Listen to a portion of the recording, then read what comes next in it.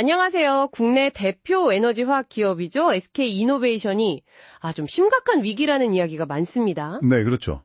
이걸 돌파하려고 그 구조조정 전문가로 알려진 장용호 사장을 새로운 수장으로 영입했는데요. 이게 그냥 단순한 경영진 교체는 아닌 것 같아요. 맞습니다.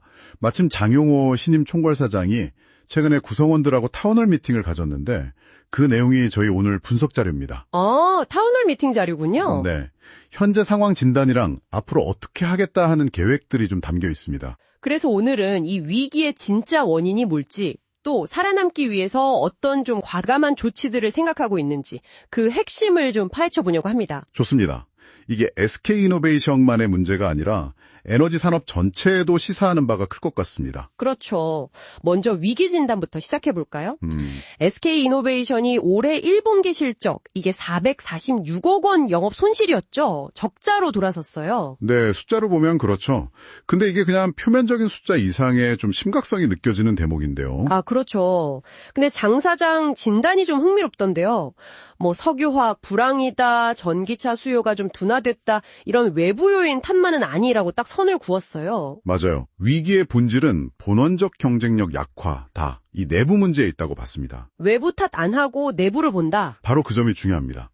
이 본원적 경쟁력 약화라는 게 단순히 원가 문제만은 아니고요. 그런가요? 네. 원가 관리 능력은 기본이고 경쟁사들이 막 치고 나올 때 좀 발빠르게 대응을 못했다거나 어쩌면 좀 조직적인 관성 문제까지 포함된 그런 깊은 진단 같아요. 구조적인 문제라는 거군요. 그렇죠. 외부 탓하기는 쉽잖아요. 근데 그걸 뿌리치고 내부 문제를 정면으로 보겠다. 이건 해결 의지가 정말 강하다고 봐야죠. 사업 수익성 악화, 재무 구조 악화, 기업 가치 하락, 이런 현실을 솔직하게 인정했거든요. 그런 냉정한 진단 위에서 이제 장 사장이 내놓은 카드가 바로 포트폴리오 리밸런싱이네요. 네, 맞습니다. 이게 그냥 비용 좀 줄이고 사업 조정하고 이런 수준이 아닌 것 같던데요. 특히 M&A 전문가라는 배경을 생각하면 더 그렇고요. 네, 리밸런싱은 선택이 아니라 생존을 위한 필수 과제다. 이렇게 못을 박았습니다. 생존이 걸렸다. 그렇죠. 성장성이랑 수익성을 기준으로 해서 사업 포트폴리오 전체를 그냥 원점에서 다시 보겠다는 겁니다. 원점에서요? 네. 그래서 그 범위가 생각보다 훨씬 넓을 수 있어요. 실적이 안 좋은 사업은 당연하고 심지어 소위 알짜 계열사까지도 대상이 될 수 있다는 분석이 나옵니다. 정말요? 알짜 계열사까지 손을 댄다는 건 진짜 파격적인데요? 구체적으로 어떤 움직임이 좀 있나요? 예를 들면 SK-E&S 같은 경우 이미 그 서울 대치동 사업 부지 같은 부동산 자산을 팔려고 내놨고요. 네. 또 안정적인 현금 창출원으로 봤던 LNG 발전 자산, 이것도 유동화를 검토하고 있습니다. LNG 발전 자산까지요? 그건 좀 우회인데요? 네, 이 발전 자산을 담보로 돈을 빌리거나 아예 지분 매각까지 고려한다는 거니까 지금 현금 확보가 얼마나 절실한지 보여주는 거죠. 그렇군요. 또 다른 계열사는요? 그 윤활유 만드는 SK 엔무브 있잖아요. 1분기에 1,200억 넘게 벌었는데 여기도 리밸런싱 대상으로 거론은 돼요. 거기도요? 실적이 좋은데도 1분기 손실만 거의 3천억 원이었잖아요. 미래의 핵심 사업이라고 하면서 이 적자 이거 어떻게 하려는 걸까요? SK이온은 사실 올해 전체로 보면 1조 원 넘는 손실이 예상될 정도로 상황이 좀 심각합니다.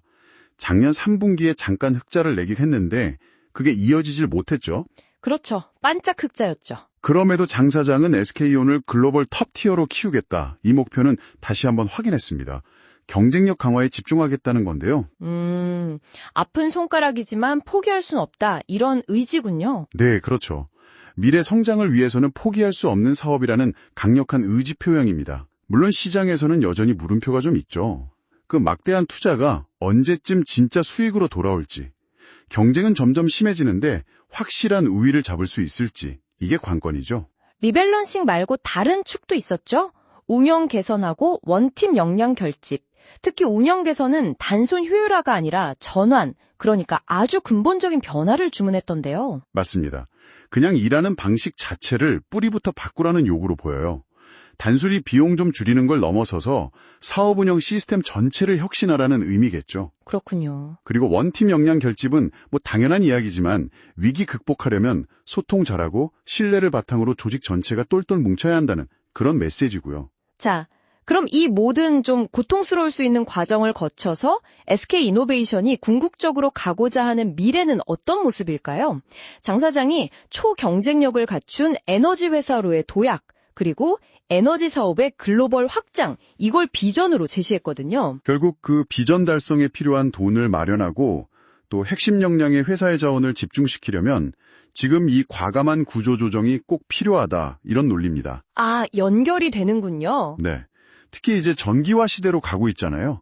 이 거대한 흐름 속에서 배터리 사업, 그러니까 SK온이 성공적으로 자리를 잡고 수익성을 개선하는 게 그룹 전체의 미래를 좌우할 핵심 과제다. 이걸 명확히 한 셈입니다. 네. 장 사장의 이런 좀 실용적이면서 현실적인 접근에 시장도 주목하고 있는 것 같아요. 정리해보면 SK이노베이션 위기의 본질, 이게 외부 환경보다는 내부의 본원적 경쟁력 약화에 있었고 네.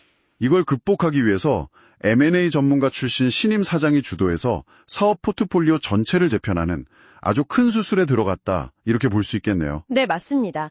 이 이야기가 사실 우리 청취자분들께도 중요한 점에 시사하는데요.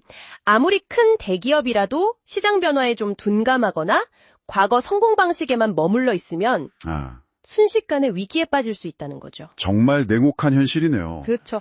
기업의 생존 전략이라든지 에너지 전환 같은 큰 산업 변화에 어떻게 대응해야 하는지, 또 기존 사업이랑 미래 성장 동력 사이에서 어떻게 균형을 잡을지 많은 생각을 하게 만드는 사례입니다. 마지막으로 좀 던져볼 질문인데요.